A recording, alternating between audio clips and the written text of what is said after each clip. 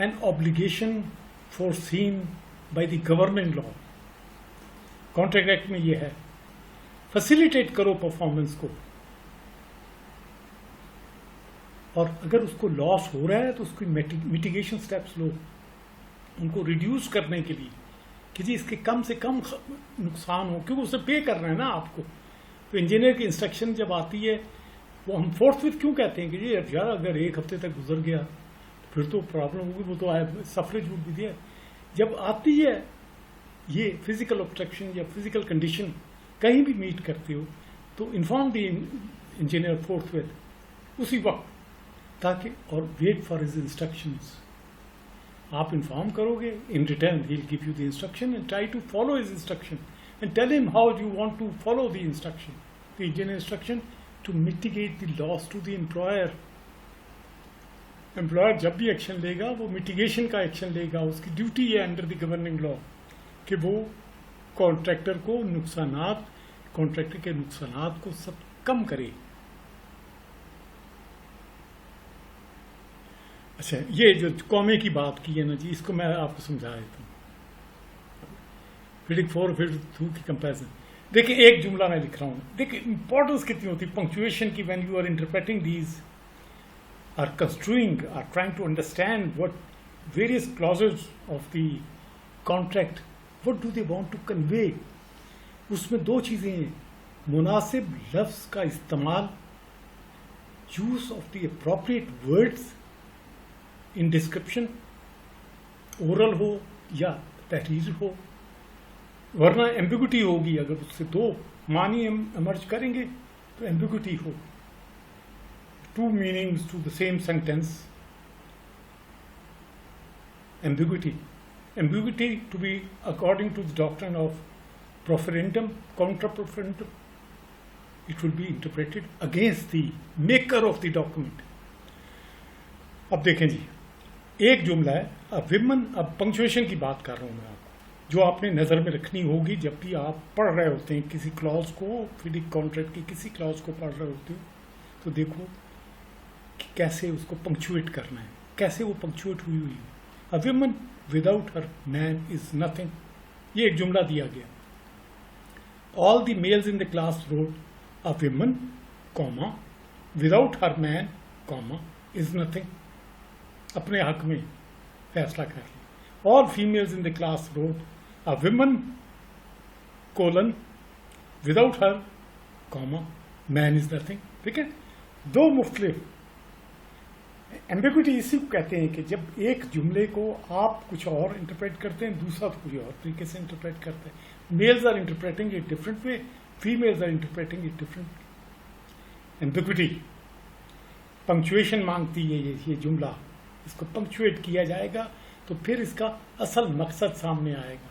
ये एक मिसाल, punctuation so powerful that it is capable of reversing the meaning intended to be conveyed. जो मकसद वो जो मीनिंग वो कन्वे करने की कोशिश करता है, उसमें पंक्चुएशन का बड़ा कमाल है. एक तो parlance, choice of the right words, एक पंक्चुएशन.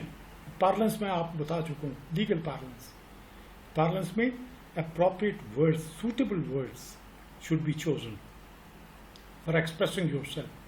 और दूसरी तरफ punctuations do matter, वो कॉमा शिफ्ट कर दिया एक जगह से दूसरी जगह पर. 53 से 54 ने फिजिकल ऑब्स्ट्रक्शंस और फिजिकल कंडीशंस को सारे पाकिस्तान में फैला दिया.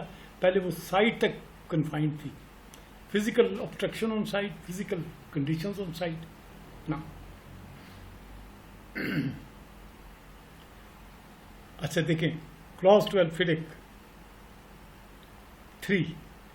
If, however, during the execution of the works the contractor shall encounter physical conditions other than the climatic conditions on the site or artificial obstructions, which conditions are फलां. मैं red में कर दिया, वो कॉमा भी देख लें. other than climatic conditions, comma on the site. इसका मतलब पिछला वाला जुमला जो एनकाउंटर फिजिकल कंडीशंस कॉमा, वहाँ तक जो चीज़ है ना जी, वो साइट से बियॉन्ड, वो साइट तक कन्फाइन करती, वो साइट से बियॉन्ड, वो साइट तक कन्फाइन कर दी गई, both climatic conditions as well as other physical conditions. यहाँ देखें जी clause 12.2 FIDIC 4. If, however, during the execution of works, the contractor encounters physical obstructions or physical conditions, comma, other than climatic conditions on the site, comma. Shifting of a comma has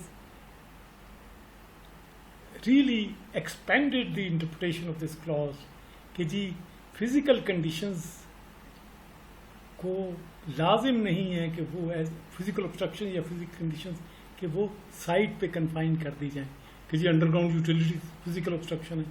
وہ تو site کی بات کر رہے ہو. میں کہتا ہوں کہ جی کراچی میں آپ کا اکوپمنٹ کنسٹرکشن مشینری پہنچی ہے اور کسٹمز والے کلیئر نہیں کر رہے,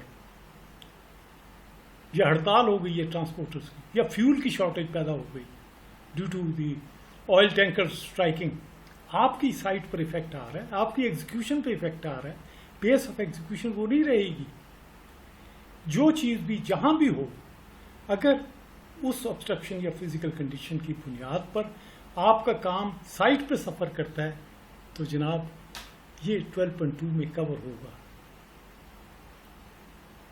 ہاں صرف 12.2 میں کور نہیں ہوگا climatic conditions confined to the site itself, comma, on site. Though it's a physical condition, climatic condition is a physical condition, but confined to the site only.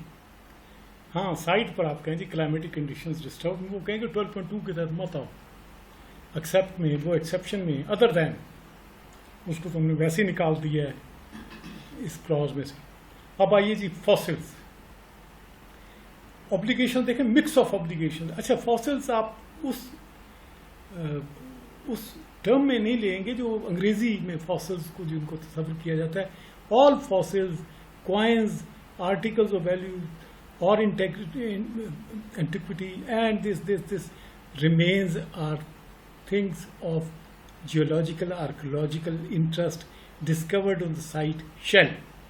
ایک تو یہ ہے کہ جی اس پرٹیکولر کلاز میں وہ ساری چیزوں کو ڈیفائن کر دیا گیا جو کہ فاسلز میں شامل تصور کی جائیں گی. اس کلاز کا ٹائٹل فاسلز کا ہے, دیکھو اس میں کوائنز بھی ہیں, آرٹیکلز آف ویلیو بھی ہے, اینٹیکوٹیز بھی ہیں, ریمینز, اولڈ ریمینز بھی موجود ہیں, جیولوجیکل اور آرکیولوجیکل انٹرسٹ کی چیزیں بھی ہیں, وہ سائٹ پر ڈسکور ہو جاتی ہیں.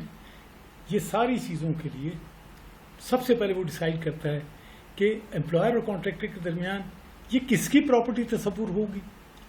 ایکسکویٹ آپ کر رہے ہیں, ایکسکویشن کی جا رہی ہے, نہر کے لیے ایکسکویشن جاری ہے, اور آگے دیکھا یار گھڑے مٹکے نکل رہے ہیں, کچھ کوائنز نکل رہے ہیں, رکو وہاں پر, انفارم دی انجینئر,